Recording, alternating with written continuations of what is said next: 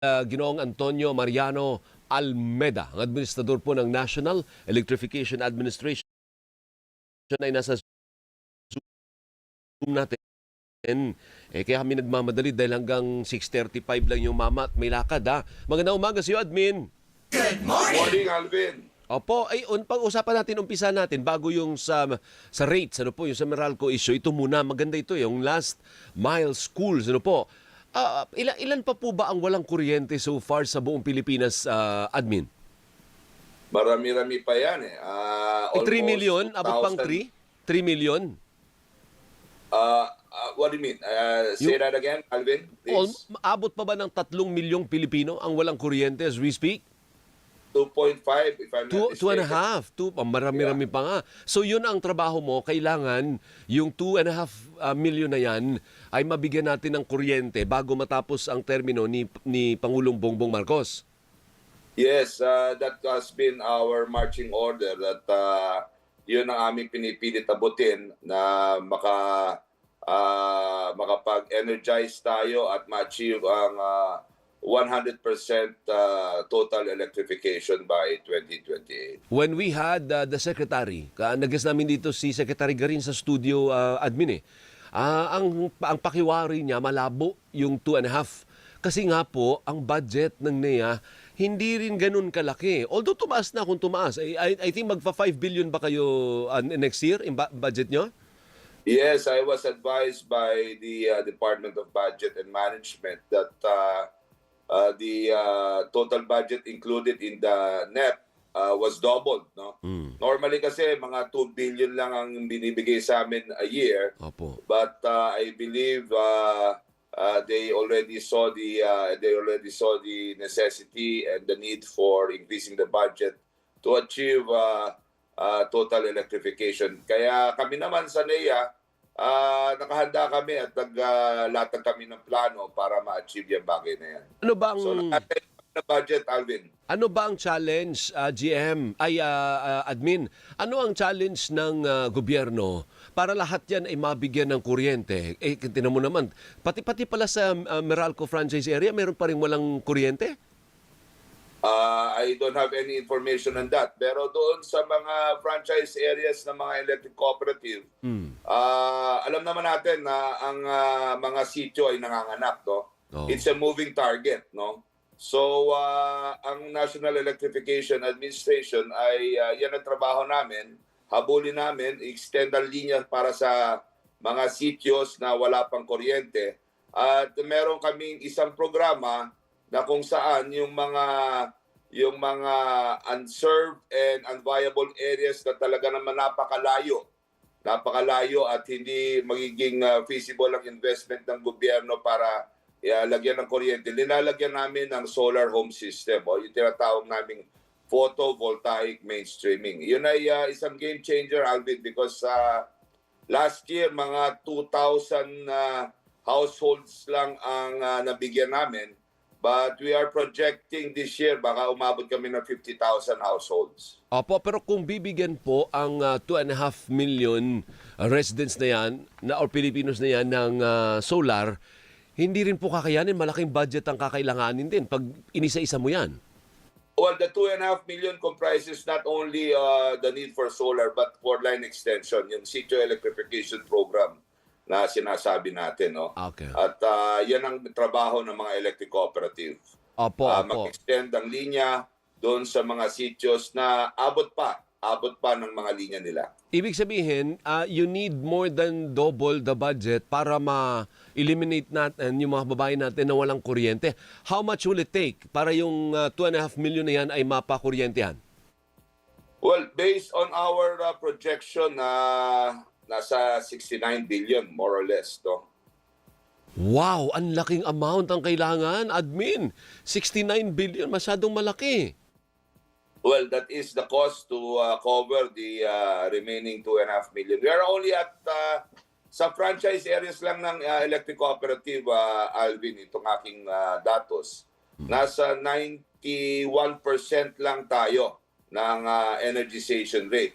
Only on the franchise areas, let me clear, clear it out only on the franchise areas of the electric cooperatives. And much of the job should be the one should cover the Mindanao area, no? The Mindanao area. Napakababa ng ating energization rates sa Mindanao, kaya nandun ang concentration namin. Opo, ibig sabihin, admin, pag-usapan natin yung Luzon, Visayas at Mindanao, kung paramihan lang na walang access sa kuryente, ang bulto talagang nasa Mindanao. Nasa Mindanao. Nasa Ayun, Mindanao. okay. Sige, sipihit po tayo, no po. So, kaakibat ng supply, yung presyo po ng kuryente. Kayo kasi na-interview kayo ng mga mamahayag at may binanggit po kayo na parang, mahigit 10 electric cooperatives sa buong Pilipinas ang mas mura pa ang rate kaysa sa Meralco. Ay siyempre po nag-react ang Meralco, dinipensahan ng Meralco ang kanilang singil sa kuryente, kasunod daw ng pagkumpara ng NEA sa singil naman ng Meralco sa ibang electric cooperatives. Ang sabi ng Meralco admin ganito, and I want you to react. Sabi ng Meralco, reflection ang kanilang singil sa kuryente sa regulatory compliance, cost efficiency at makapag-produce ng sapat na supply. At sinasabing hindi nagbabago ang distribution rate ng Meralco sa loob na mahigit 10 taon at isa rin sa pinakamababang distributor sa Pilipinas. O bakit nga ba mas mura yung ibang electric cooperatives kaysa sa Meralco? I want to just put things in a proper perspective, no. Actually anniversary month kasi namin ng National Electrification Administration. Opo. And this is our 56th anniversary year and 46th anniversary year of the Philippine Rural Electric Cooperatives Association. Philreca. Oh. Yeah. So one of the interviews, I highlighted and nagpapasalamat ako sa mga line workers natin kasi meron Line Workers Appreciation Day. And also, I want to laud or commend my electric cooperatives under my watch that I received, nagulat din ako. I received data that points to the fact na marami pala sa aming mga electric cooperative ay mas mababa ang singil ng kuryente kaysa sa Meralco. No? So, yun ay isang bagay na I am proud of with the electric cooperatives kasi with their meager resources, they were able to come up with rates na I would say mas mababa. I mean, Meralco kasi we have to accept that's the gold standard in distribution utility. Sila yung may volume.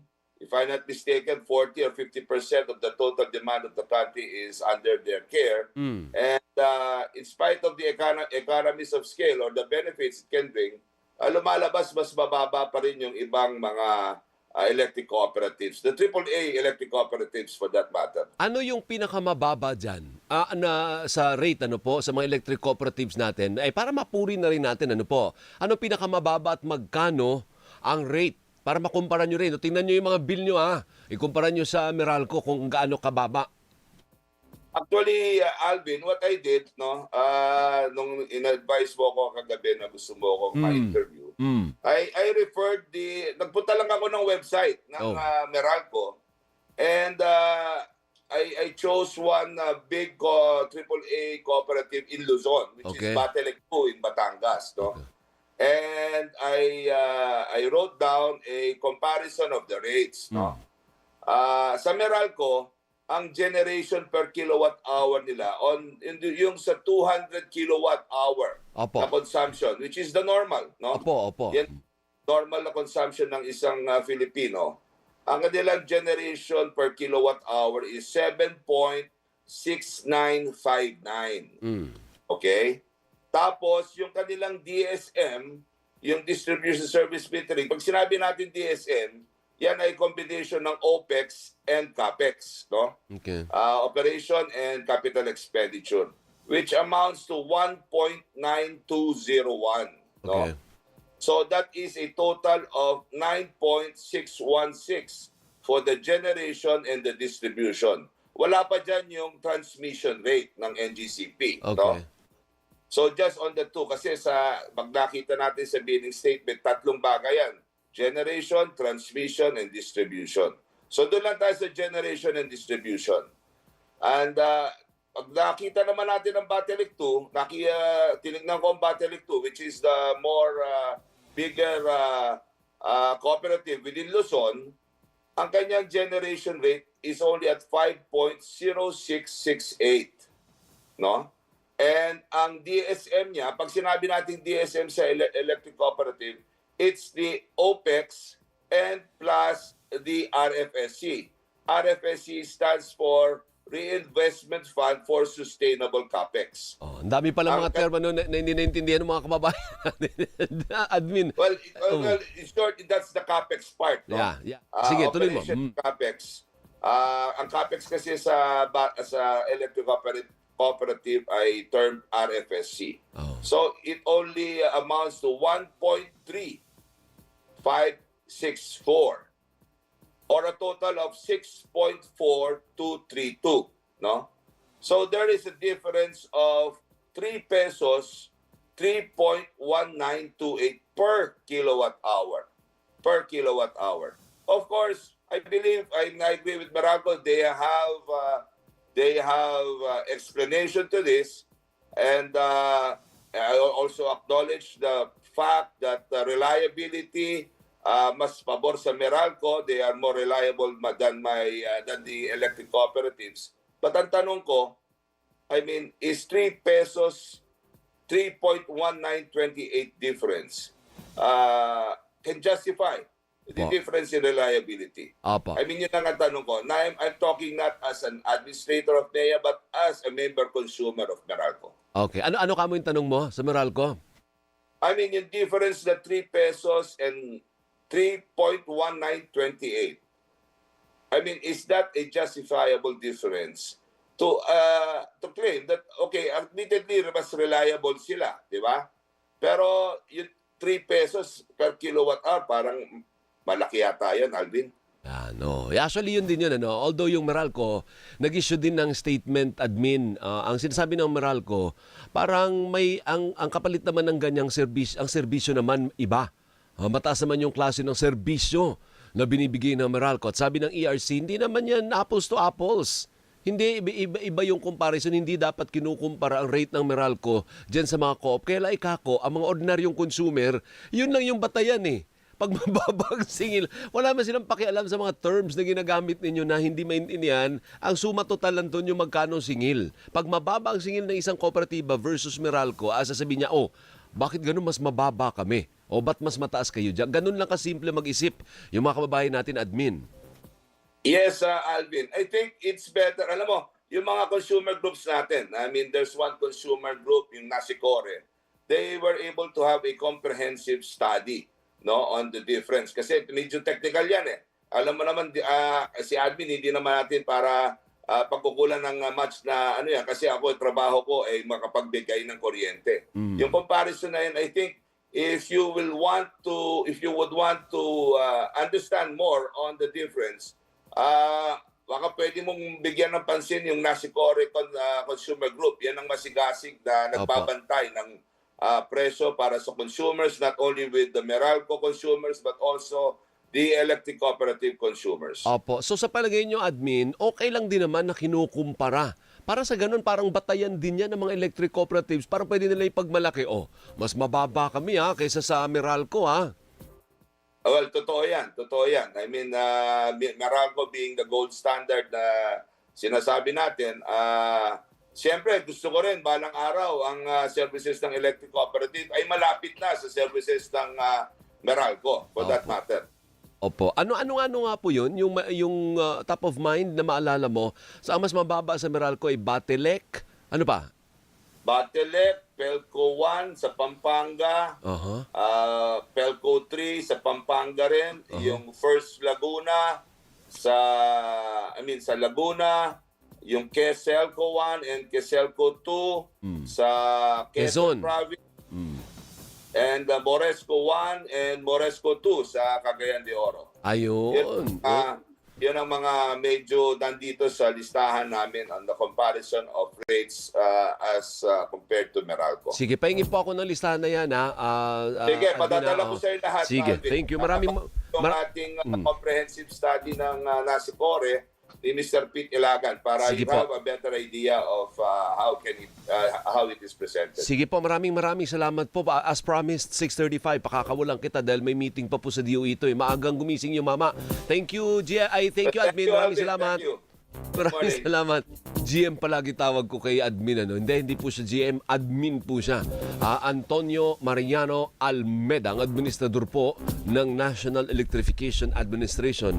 Yan po palagi ang namin, dilema. Pag gumawa ka ng istorya about kuryente, namin mga technical term, pinagbabanggit ni admin, yung mga DSM, distribution, supply, and metering, na sa totoo lang, si Aling Barang, wala mang pakialam.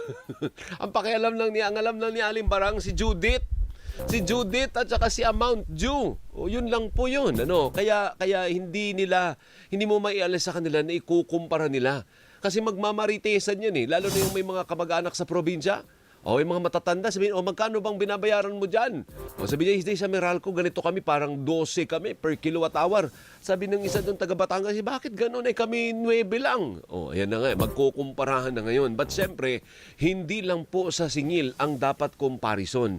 Kung hindi, pati na rin sa serbisyo. Importante din po ang serbisyo. Hindi naman pwede na ang mura-mura ng singil mo, pero maya-mayat na may nagpa-brown out ka. Kasi meron din pong kalidad ang kuryente. Hindi lahat pare-pareho. Meron ding quality ng power na dumadaloy po sa ating mga kable. So dapat yan binabalanse. Pero ang binabanggit ni admin, yung 3 pisong diferensya, parang hindi din makatarungan. Bakit 3 piso? Baka pwede piso lang. Paano ginagawa yun ng mga malilit? And to think ng Meralco po ay may economies of scale kasi dambuhala yung Meralco kayang magdikta ng Meralco pag nanghingi po siya ng supply. Jet Mariano Capiz, magandang umaga sa iyo at magandang umaga din po sa mga friends